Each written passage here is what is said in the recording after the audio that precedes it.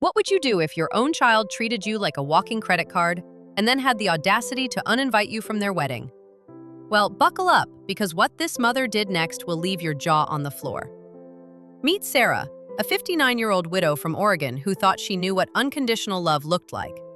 For 20 years, she'd been the ultimate mom, working overtime, skipping vacations, saying yes to every financial request. Her daughter Jessica was getting married, and Sarah had already handed over 30 grand for the dream wedding.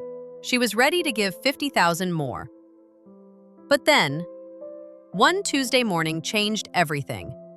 Picture this. You're sipping your morning coffee, excited to hear from your daughter about her upcoming big day. You see her email pop up, and your heart does that little flutter thing that happens when someone you love reaches out. You click open, expecting wedding updates or maybe a sweet thank you note. Instead, you read words that feel like ice water running through your veins. Mom, the email started. Not Dear Mom or Hi Mom, just Mom, like she was addressing a stranger. Jessica explained that she and her fiancé had finalized their guest list, and after much consideration, they decided it would be best if Sarah watched the ceremony via live stream instead of attending in person. Can you imagine? Your own daughter's wedding, and you're relegated to watching it on a computer screen like some distant acquaintance. But here's the kicker. Jessica ended the email with LOL and said watching online would be just like being there. Just like being there? Really? Sarah stared at that screen until her coffee went cold. But here's what's incredible. She didn't scream, she didn't cry, she didn't beg.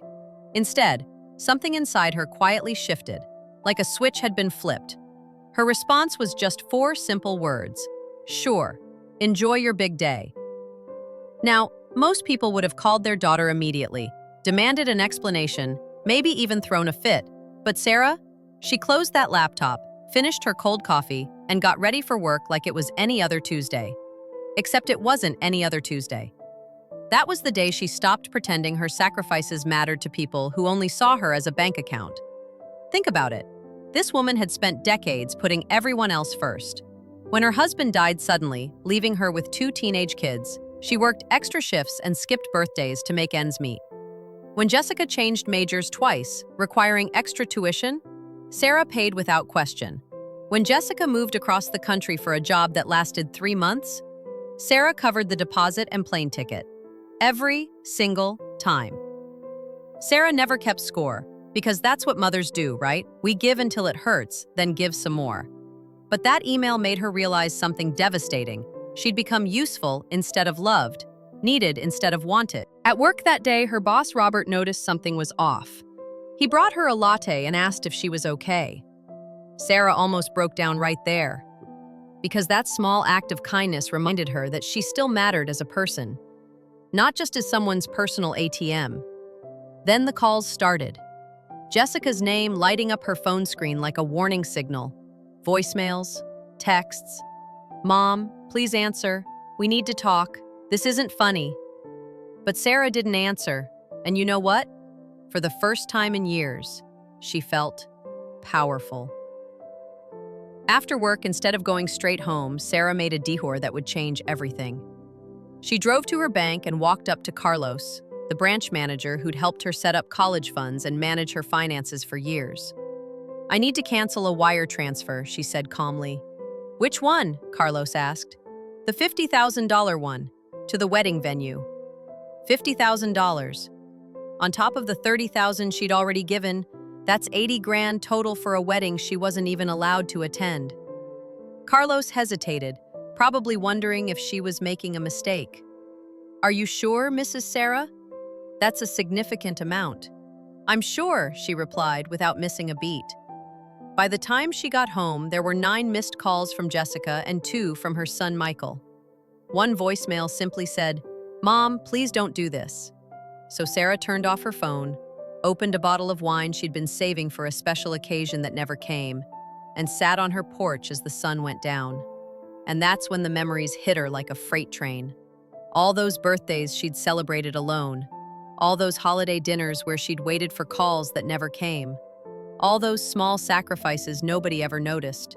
The shoes she didn't buy, the 14-year-old car she kept driving, the vacations she never took. She thought about Jessica's future mother-in-law, a woman who barely knew her daughter, but whose opinion somehow mattered more than the woman who'd raised Jessica through every difficult moment of her life. Around 9 that evening, the doorbell rang. It was Michael, still in his work clothes, looking uncomfortable and holding his phone like it might explode. "Why aren't you answering your phone?" he demanded. "Jessica's freaking out." Sarah let him in but didn't apologize. "She says you're not coming to the wedding now, that you're being difficult." "Difficult?" Sarah actually laughed. "For not attending a wedding I was uninvited from?" Michael shifted uncomfortably. "The groom's parents are paying for most of it, Mom. You know how traditional they are." "Traditional?" Sarah raised an eyebrow. "I already paid $30,000. I was about to give $50,000 more. That's not tradition, that's being used." Michael's face went pale. "Wait, you were sending another 50? "Was," Sarah said, sipping her wine. "But not anymore." "Mom, they're counting on that money." And that's when Sarah said something that cut through all the guilt and manipulation. "And I'm her mother. A mother who was told to stay home and watch from a screen." Michael's voice rose. "You always make everything about yourself." That was it. That was the moment Sarah finally found her backbone. "Get out of my house." "What?"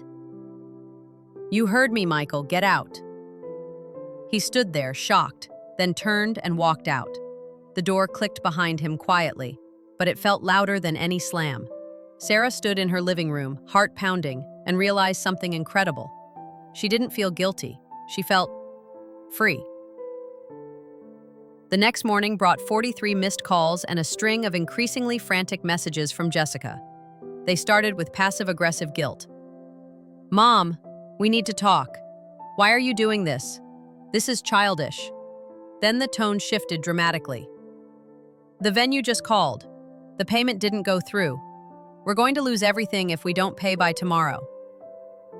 At 3:24 a.m., Jessica sent, "I don't understand why you're doing this to me."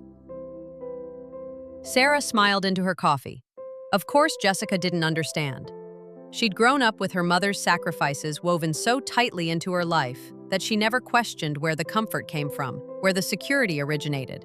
She just assumed it would always be there. But not this time.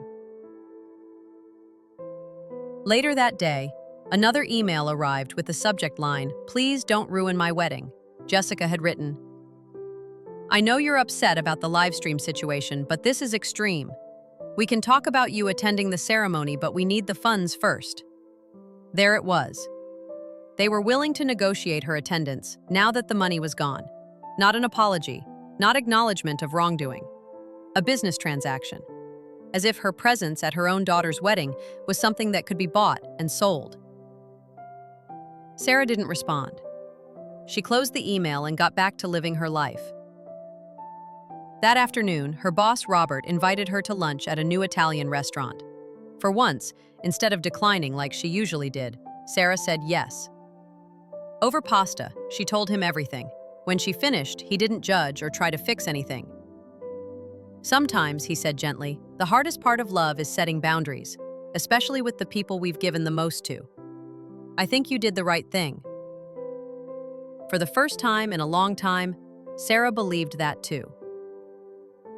The wedding never happened as planned.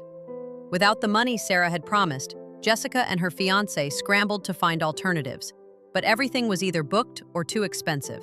They ended up with a small backyard ceremony weeks later, just immediate family and the groom's parents. Sarah wasn't invited to that one either, and this time, she didn't need to be. Jessica sent one final email, long, emotional, half apology, half justification. Sarah read it once, then archived it. She wasn't angry anymore. Here's what Sarah learned, and what every parent needs to hear. You don't have to burn yourself to keep others warm. There's a strange peace that comes with letting go. Not in rage, but in clarity. For the first time in decades, Sarah woke up not wondering who needed something from her, not bracing for another guilt trip disguised as love. She made herself a new rule. If my presence is negotiable, then so is my effort. Sarah joined a pottery class. She had dinner with friends who saw her as a person, not just what she could provide. She read novels and took weekend trips she'd postponed for 20 years. And you know what? She discovered something beautiful. The strongest kind of love is sometimes the love you finally give to yourself. If this story hit you right in the feels, smash that like button, because it helps more people see that setting boundaries isn't selfish, it's necessary. Drop a comment and tell me about a time you had to choose yourself over someone else's expectations. And don't forget to subscribe, because we're building a community of people who understand that love shouldn't come with a price tag. Remember, you are not an ATM with feelings. You are a whole person who deserves respect, appreciation, and genuine love. Don't settle for less.